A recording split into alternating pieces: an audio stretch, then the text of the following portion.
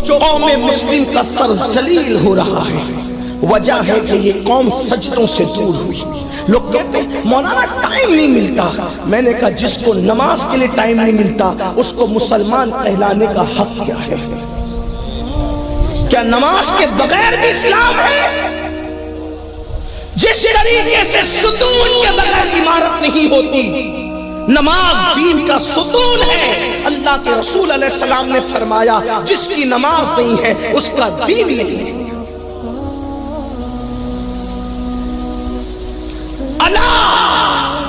لا دین لہ لا صلاۃ لہ او کما قال، اس کا دین نہیں جس کی نماز نہیں.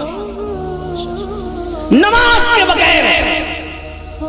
کے بغیر ہم اور آپ، میں اور آپ خود ساختہ قادری بن جائیں، چشتی بن جائیں، نقشبندی بن جائیں، سہروردی بن جائیں، وارسی بن جائیں، مداری بن جائیں، برکاتی بن جائیں، سب کچھ بن جائیں، بلکہ ہمارے چاہنے ماننے والے ہمیں ولی کتب ابدال اور کیا کیا بنا دے، لیکن نماز کو چھوڑ کر اللہ کی عدالت میں ہم اپنا اسلام ثابت نہیں کر سکتے، اپنا مسلمان ہونا ثابت نہیں کر سکتے. میرے پیارے آقا علیہ السلام کے پیارے دیوانوں، اللہ کے رسول علیہ الصلوۃ والتسلیم نے فرمایا جس کی نماز نہیں اس کا دین نہیں. نماز دین کا ستون ہے. پورے قرآن میں کسی عبادت کے بارے میں میرے اللہ نے 2 بار کہا، 3 بار کہا، 4 بار کہا. ایک نماز ایسی عبادت ہے جس کے بارے میں میرے اللہ نے کم و بیش 700 مرتبہ پورے قرآن میں تنبیہ فرمائی، کم و بیش 700 مرتبہ پورے قرآن میں تنبیہ فرمائی. پھر دیکھو تو صحیح، کچھ عبادتیں ایسی ہیں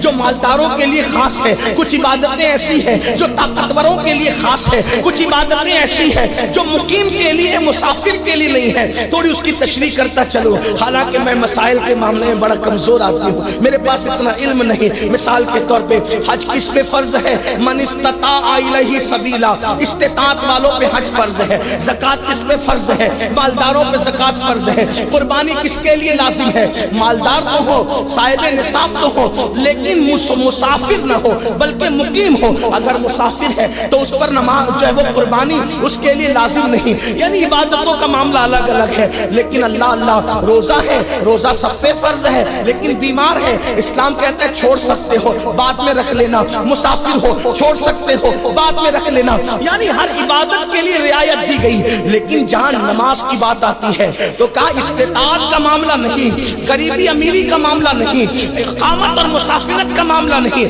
نماز ہر امیر پہ فرض ہے، ہر غریب پہ فرض ہے. نماز ہر چھوٹے پہ فرض ہے، ہر بڑے پہ فرض ہے. یعنی اگر وہ بالغ ہو جائے، عمر کتنی اس کی کم ہو لیکن اس میں فرض ہے، اور کتنی بڑی عمر ہو جائے یعنی بڈھا ہو جائے، بوڑھا ہو جائے، اس کے بعد بھی اس کو نماز پڑھنا ہے. بیمار کے لیے روزے کے معاملے میں رعایت ہے، بیمار ہو تو روزہ چھوڑ دو بعد میں رکھ لینا. لیکن نماز کا معاملہ، بیماری میں بھی نماز نہیں چھوڑ سکتے، حتیٰ کہ اگر کھڑے ہو کے نہیں پڑھ سکتے تو اسلام کہتا ہے بیٹھ کے پڑھ. اتنا بیمار ہو گیا بیٹھ کے بھی نہیں پڑھ سکتا، کا لیٹ کے اشارے سے پڑھ، ابھی بھی تجھ پہ نماز معاف نہیں ہے. میرے پیارے آقا علیہ السلام کے پیارے دیوانوں، میں پوچھنا چاہتا ہوں بیماری میں بھی یعنی مرے دم تک کی نماز معاف نہیں ہے. ہاں اگر نماز نہیں پڑھنا ہے تو کچھ لوگ ہیں جن پہ نماز نہیں.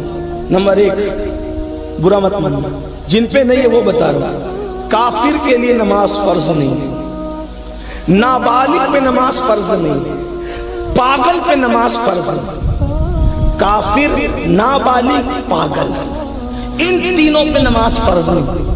تو آپ ان تینوں کھانوں میں سے کس کھانے میں اپنے آپ کو شمار کرتے ہیں؟ کیا معاذ اللہ پاگل سمجھتے ہیں اپنے آپ کو، یا معاذ اللہ کافر سمجھتے ہیں، یا پھر اپنے آپ کو نابالغ سمجھتے ہیں 4 بچوں کے باپ ہو کر بھی؟ کیا ہیں آپ؟ جب پاگل نہیں، کافر نہیں، نابالغ نہیں تو رسول اللہ نے فرمایا نماز فرض ہے. پھر نماز سے کیوں دوری ہے اور کیا دوری ہے؟ اور سن لو، یہ جو دماغ کے اندر خبط لے کے بیٹھے ہو نا کہ نماز نہیں پڑھیں گے، ہمیں کیا ضرورت ہے نماز پڑھنے کی، ہم تو جنت میں جانے والے ہیں.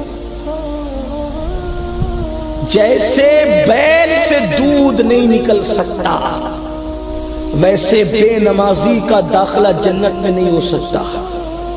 میں نہیں کہہ رہا نہ میں کوئی مایوس کرنے آیا ہوں، لیکن سچی بات کرنا ہے. کیونکہ جلسے میں آنا اپنی تجارت اور پیشہ نہیں، جلسے میں آنا اپنی عبادت ہے. تجارت لوگوں کے لیے کی جاتی ہے لیکن عبادت صرف خدا کے لیے کی جاتی ہے. تو یہ جو منصب پر آپ بٹھاتے ہیں روزانہ، یہ عبادت ہے ہمارے لیے.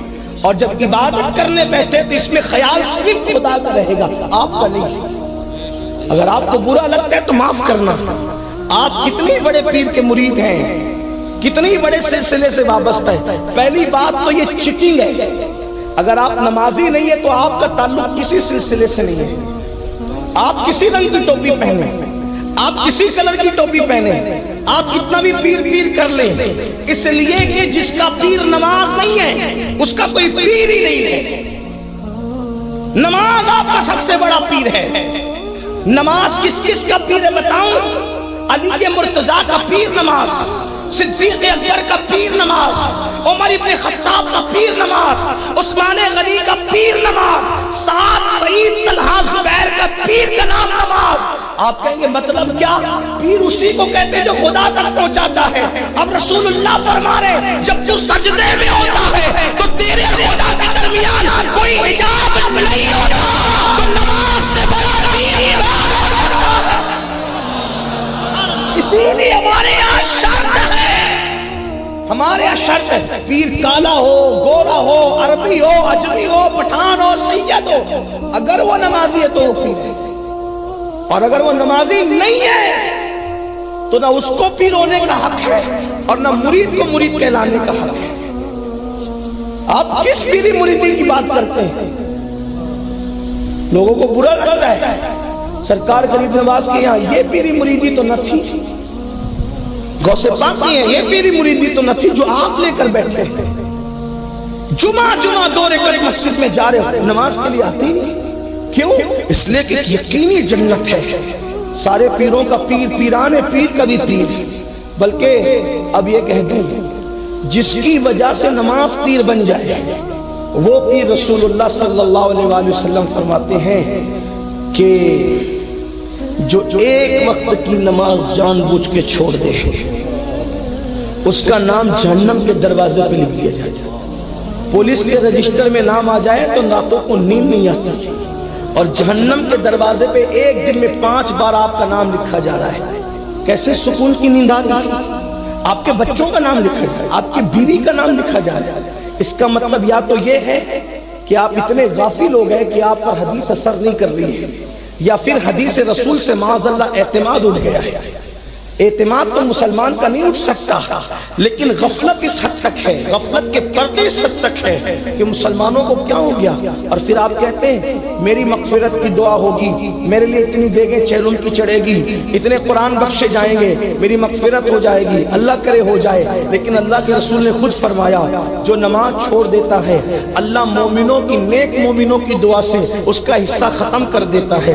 یعنی مومنوں کی دعا کی برکت اس کو نصیب نہیں ہوتی. ورنہ مسلمانوں پوری دنیا کے اندر مومنین دعا کر رہے ہیں. آپ کو بتاؤں مومنین تو اپنی جگہ ہے، عرش اٹھانے والے فرشتوں کی ڈیوٹی یہ ہے، عرش اٹھانے والے فرشتوں کی ڈیوٹی یہ ہے کہ وہ عرش اٹھائے رہے اور عرش اٹھائے رکھے ہوئے وہ یہ دعا کرتے رہے اللہ مومنوں کی مغفرت فرما دے. ان کی ڈیوٹی یہ ہے. لیکن یہ برکتیں ملے گی کس کو؟